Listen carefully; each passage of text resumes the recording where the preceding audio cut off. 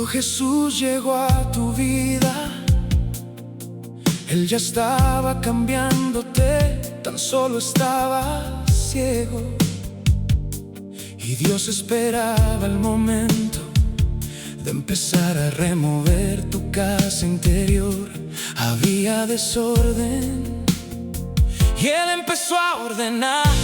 Te pudo doler, pero era necesario. Después de tanto tiempo de caos, ordenó las cosas cuidadosamente, y de tu boca empezó a salir palabras en las que no podías dejar de nombrar su nombre. Y cada vez que nombrabas su nombre, algo pasaba.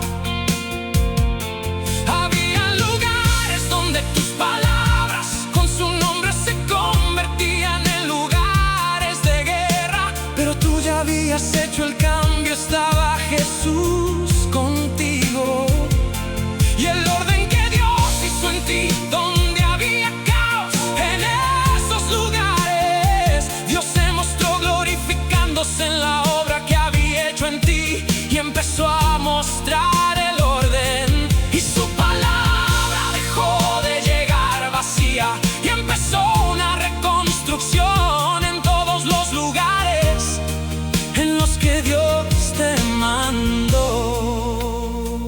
Gracias, Señor, por reconstruir mi vida y poder ayudar a reconstruir más vidas como tú hiciste en mí.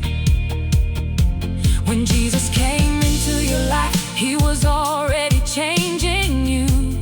You were simply blind, and God was waiting for the moment to begin turning your inner house upside down. There was disorder, and He began to bring order. It may have hurt, but it was necessary. After so much time in chaos, He carefully arranged things.